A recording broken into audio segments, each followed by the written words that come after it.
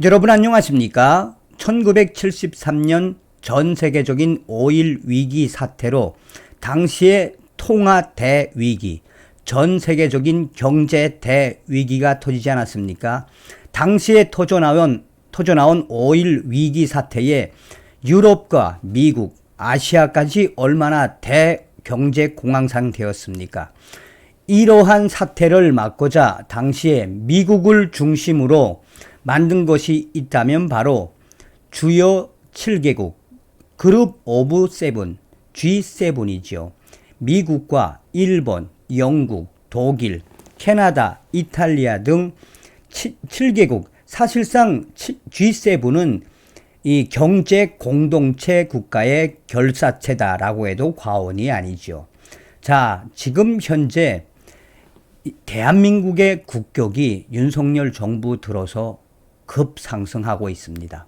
미국 언론들이 지금 난리가 났으며 전 주한 미 대사들, 이번에 한국은 주요 7개국 G7에 반드시 가입을 해야 하며 미국은 한국을 포함한 이 주요 국가국 G7을 확대해 G8 주요 국가국 G8을 만들어야 한다라고 강력하게 주장하고 있습니다. 트럼프 대통령 시절에 한국을 G7 업저버, 그러니까 방청 국가로 만들려고 시도를 했었지만 일본과 독일이 완강하게 반대를 했죠. 이것이 바로 윤석열 정부가 들어선 이후 대한민국의 국격이 급상승하는 이유, 그 이유가 무엇이겠습니까? 정성산TV 좋아요, 구독, 알림은 큰 힘이 되겠습니다. 후원해 주시는 모든 분들께 가열차게 멸공.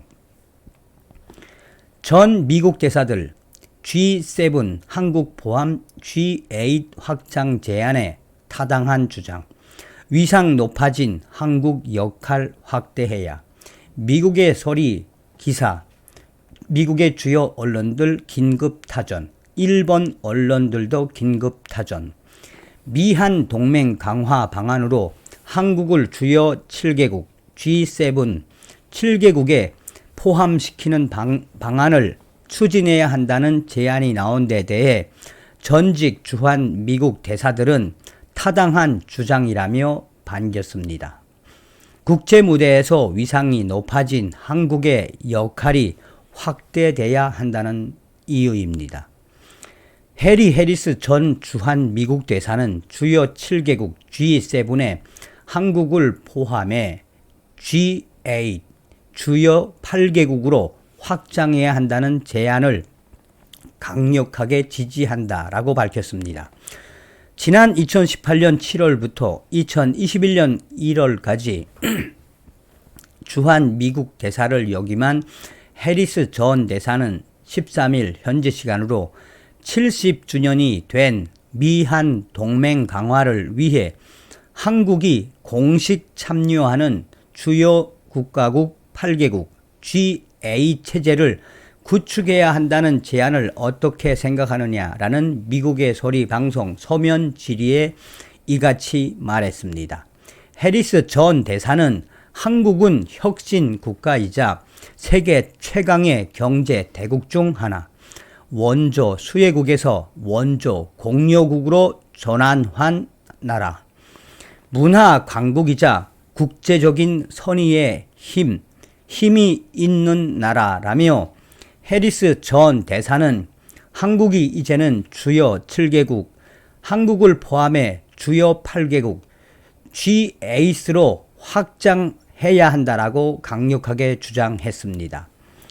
미국의 싱크탱크인 헤리티지 재단의 앤서니 김 연구원은 10일 현지 시간 70여 년간 변함없는 미한 동맹 한 단계 도약할 때라는 제목의 보고서를 내고 미국의 조 바이든 행정부에 주요 국가국 G7에 한국을 초청해 주요 국가 8개국 G8으로 확장하는 명분을 쌓아야 한다고 강력하게 조 바이든 행정부에 권고했습니다.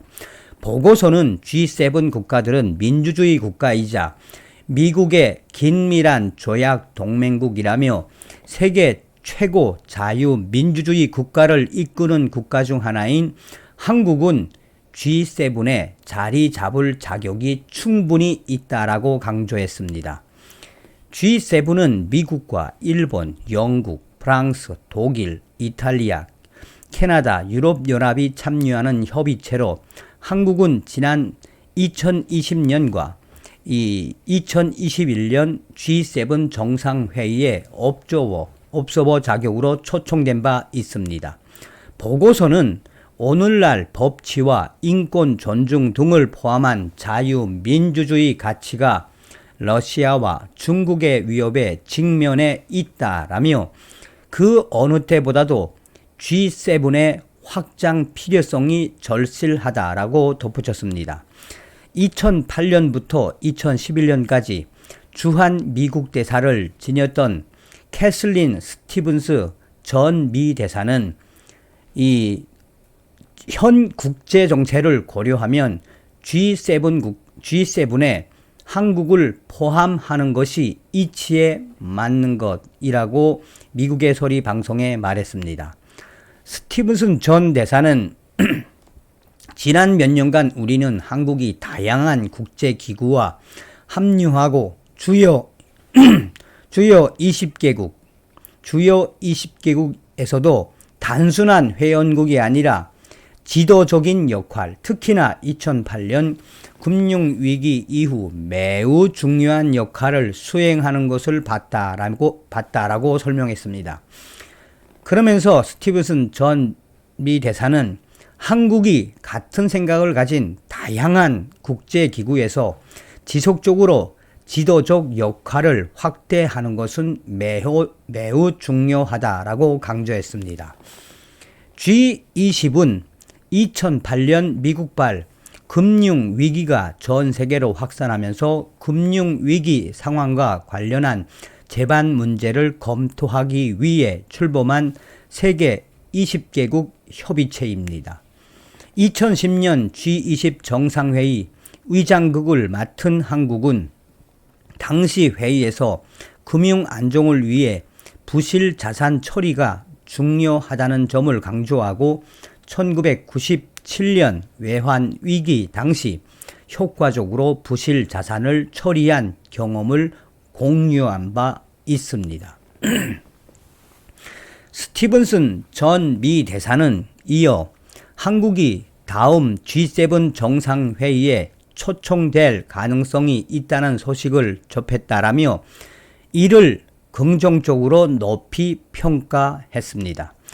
앞서 일본의 교도통신은 지난 9일 윤석열 한국 대통령이 오는 16일 일본을 방문해 기시다 후미오 총리와 정상회담을 연다고 보도하며 외교 소식통을 인용해 일본 정부가 5월 히로시마에서 열리는 G7 정상회의에 윤석열 대통령을 초청하는 방향으로 조율 중이라고 전했습니다. 스티븐슨 전 대사는 지난 10여 년 동안 한국이 G20에서 보여준 역할은 어떤 종류의 리더십을 보여줄 수 있을지 가늠할 좋은 예가 되며 이는 국제 경제와 민주주의 성장에 도움이 될 것이라고 강조했습니다. 알렉산더 보시바우 전 주한 미국 대사도 13일 현지 시간 미국의 소리 방송에 한국을 G7 추가 회원국으로 고려해야 한다는 주장은 매우 타당하다라고 말했습니다. 경제와 안보 문제에서 강력한 역할을 수행함에 따라 국제 체제에서 차지하는 비중이 더욱 커지고 있는 한국은 다양한 프레임워크를 통한 관여할 기회를 모색해야 한다는 설명입니다. 그러면서 G7뿐 아니라 여러 형태의 국제 협의체에서도 한국의 역할 강화를 촉진해야 한다라고 보시바우 전 대사는 강조했습니다. 특히 G20 체제에서 한국의 역할을 계속 중대시키고 미국과 일본, 호주, 인도 4개국으로 구성된 안보협의체 쿼드에 단계적으로 참여하며 중국의 점증하는 도전에 대응할 수 있는 또 다른 중요한 방안인 미, 한일 3자 간 대화를 발전시킬 수 있다라고 강조했습니다. 로버트 랩슨 전 주한 미국 대사 대리는 일본이 5월 히로시마에서 열리는 G7 정상회의에 한국을 초청하는 쪽으로 가닥이 잡혀가고 있다는 데 주목을 했습니다. 랩슨 전 대사 대리는 한국이 세계 10위 경제 대국이자 무역 선도국이며 규칙에 기반을 둔 국제 질서의 핵심 가치를 공개적이고 적극적으로 추진하는 건실한 민주주의 국가라는 점을 강조하며 이 같은 한국의 G7 공식 회원국에 포함시키는 것을 강력하게 고려해야 한다고 말했습니다. 지금 이 소식은 일본의 요미우리 신문과 니케이 신문, 나아가 이 미국의 폴리티코와 또 미국의 여러 언론들이 미국의 소리 방송 발로 긴급하게 타전을 하고 있습니다. 서두에도 말씀을 드렸듯이 왜 미국 언론들이 난리가 났겠습니까? 이 요미우리 신문이 핵심적으로 강조했던 건 무엇이겠습니까? 문재인 주사파 정권 때는 꿈도 못 꿨던 거죠. 그러니 윤석열 대통령 들어오고 대한민국의 국격이 얼마나 급상승하고 있다는 것입니까? 우리가 여기서 한 번쯤 잘 새겨봐야 하는 것은 윤석열 대통령 또 윤석열 정부를 우리가 성공시킬 수 있게끔 윤석열 대통령에 대한 기도와 성원 계속해야 합니다. 다음 시간에 뵙겠습니다. 멸공.